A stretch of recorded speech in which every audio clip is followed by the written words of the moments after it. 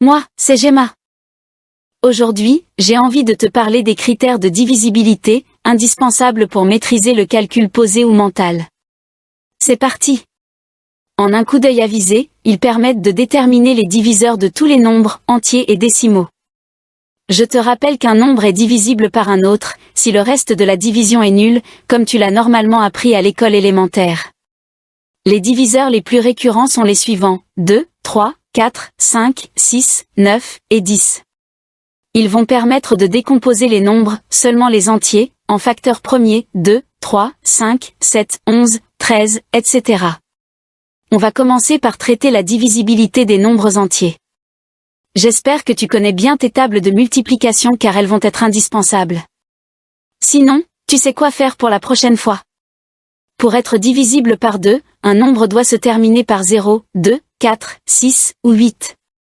Bref, le nombre doit être pair. Voici un exemple de nombre, son dernier chiffre étant coloré en rouge et correspond à la liste donnée ci-dessus. Pour être divisible par 3, la somme de chaque chiffre du nombre doit être un multiple de 3. Prenons 345. 3, plus 4, plus 5, égale 12, qui est un multiple de 3.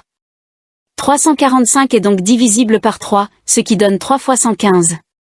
Pour être divisible par 4, les deux derniers chiffres du nombre doivent former un nombre multiple de 4. Dans 748, 48 étant un multiple de 4, 748 l'est aussi. 748 est égal à 4 fois 187. Pour être divisible par 5, le nombre doit se terminer par 0 ou 5. Les deux exemples ci-dessous le confirment, et tu peux poser la division euclidienne si tu ne me crois pas.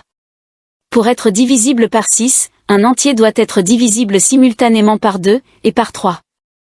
On va donc superposer ces deux critères de divisibilité, c'est-à-dire que la somme de chaque chiffre du nombre est multiple de 3, et le dernier chiffre du nombre doit être 0, 2, 4, 6 ou 8. C'est le cas pour 9876. Somme des chiffres du nombre égale à 30, multiple de 3, et il termine par un 6, donc nombre pair. Pour être divisible par 9, la somme de chaque chiffre du nombre doit donner un multiple de 9. 711 coche tous les critères de cette division par 9, et je te laisse vérifier avec ton stylo, ou ton cerveau. Pour finir, un nombre est divisible par 10, il est divisible à la fois par 2, et par 5, il doit donc se terminer par 0. J'espère dorénavant que tu n'utiliseras plus ta calculatrice pour diviser par 10 un nombre qui se termine par 0. On termine rapidement sur la divisibilité des décimaux, même si mathématiquement parlant, il n'y a pas vraiment de divisibilité sur ces nombres à virgule. Il n'empêche que ça ne peut que te faire du bien de diviser des décimaux, au mieux avec ton cerveau, au pire avec ton stylo. La procédure est enfantine. Il suffit juste de transformer le décimal en entier par simple déplacement de virgule, puis d'appliquer les critères de divisibilité vus précédemment. Il ne faudra pas oublier de remettre la virgule à sa place à la fin. Prenons un exemple.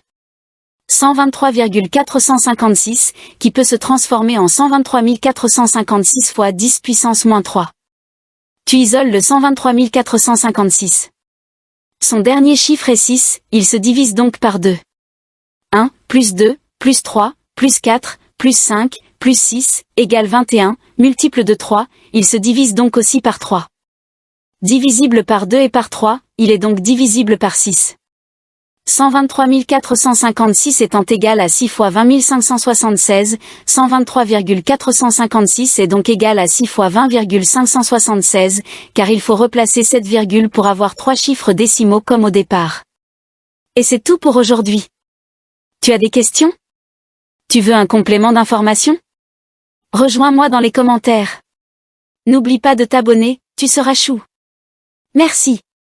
Bisous.